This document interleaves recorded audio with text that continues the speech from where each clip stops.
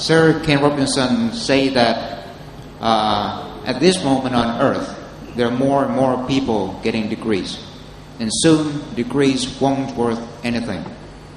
So from that, I believe that for a student or for a person to stand out and to survive and live in the future, there's a need for that person to pursue his or her own interest and passion. But to do that is to overcome the stigmatization of failure and also the expectation of families, parents, teachers about success. Because right here in Asian societies, students are facing extreme pressure from the adults. Like, you have to get an A, you have to go to college, you have to get a good degree, you have to get a good job. So that's how you can survive in the future. So from your opinion, how can students overcome all of these challenges and really find what truly means success to him or her? Thank you.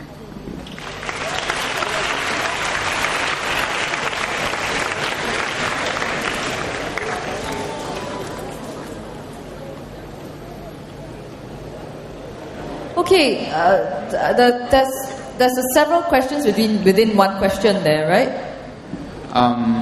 The final question is to how can students overcome all of the expectations, the fear of failure, fear of being ridiculed, fear of not meeting expectations from the adults, to really find what truly means, what is truly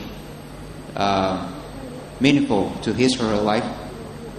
Oh, you're asking us for the meaning of life? No, not really. I mean, answer is 42.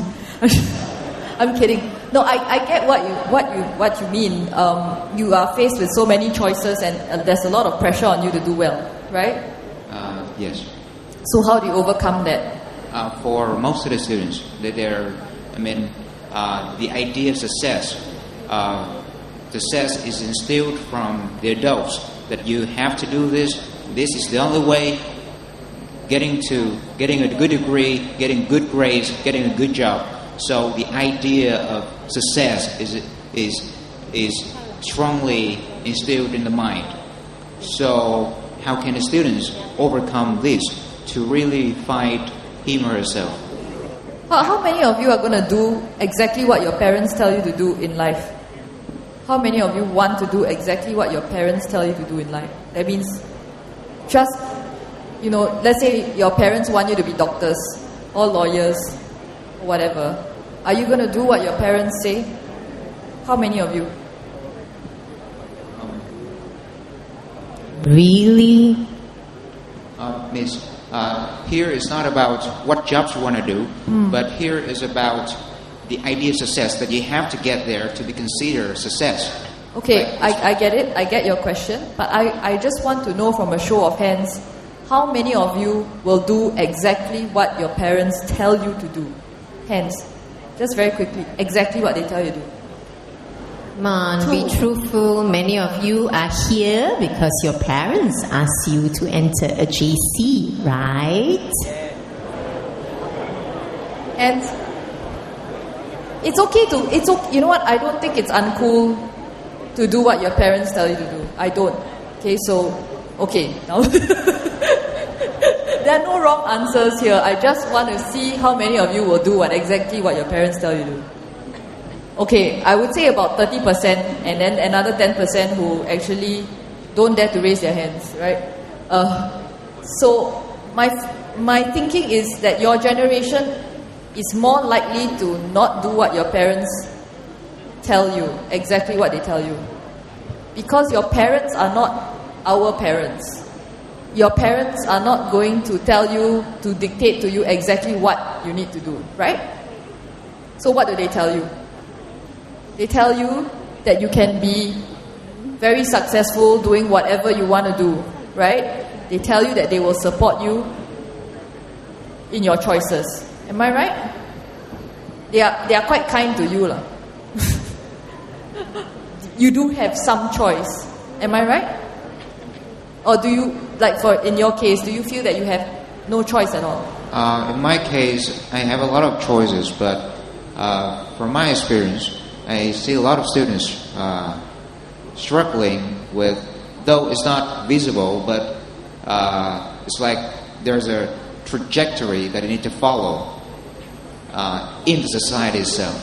And maybe it's not in Singapore, but in other countries like China or Vietnam, families and the societies really expect the students to go in such a way, become rich, have a family, you know, the 5 C's that people talk about, to be considered success.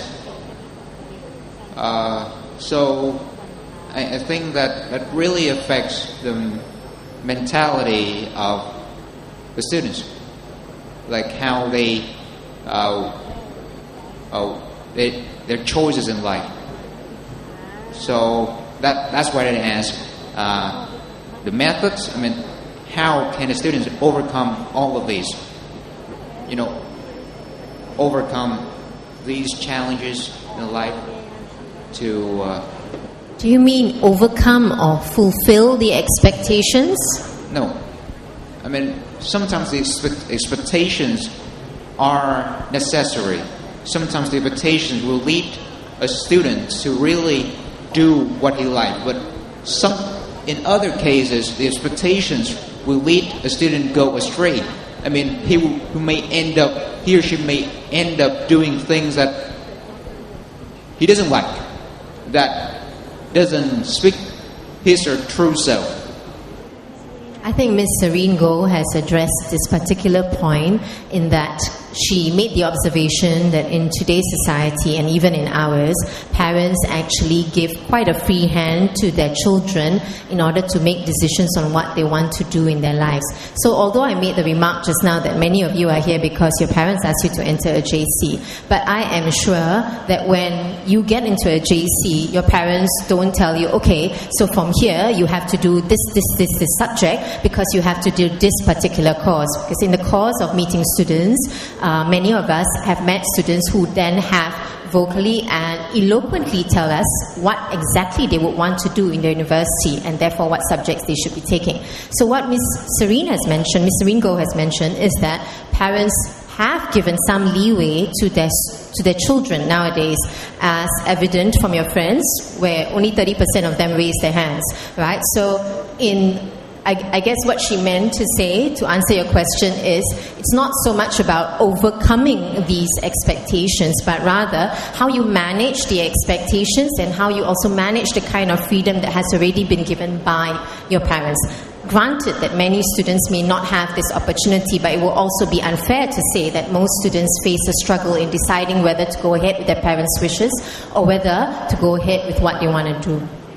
I'm here to ask you, previously you mentioned about meritocracy, and I'd like to ask you, is the meritocracy being practiced in Singapore education system able to help alleviate the increasing income disparity of Singapore, or is it causing the problem itself?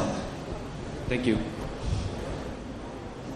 He asked whether meritocracy is alleviating the problem of income gap or whether it is causing the problem itself. I think this is the issue that was raised in the Friday primer. Well, I think one of the recent issues that have come up is how there used to be a lot more social mobility in education in the past than there is now. I think if you read the papers sometime last year, the year before, there were some figures that were revealed for, I think it was Raffles Institution, where a large percentage of the parents of the students going to that school were university educated, which showed to a certain extent that while previously RI was often held up as the example of a school that illustrated that there was social mobility through education in Singapore, because you would have the sons of taxi drivers and the sons of hawkers going on to RI and doing well in the exams. And the Straits Times at that time would feature some of these students when the results are released, because they just make good stories, right? You want to read about the poor boy who made good despite all the odds. But increasingly, even we, the journalists who cover the education beat, are finding it difficult to find kids who are from the poorer homes, whose parents may not be as highly educated, emerging as the top students in the O-levels and A-levels. And part of the reason is that they do not even make it to some of these top schools in Singapore. So yes, I mean, it's a question we have to ask. I don't necessarily have the answers. I wish I did, but...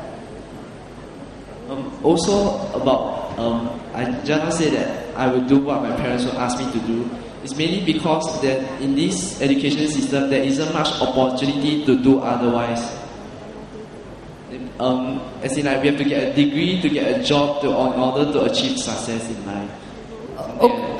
I appreciate that sentiment, but I want to point out to you, because we are all part of a system that has come so readily to us that I think we sometimes take it for granted. You have an education, you get to stay in school. You get to stay in school as long as you want to stay in school. How many other children your age around the world do you think have that option?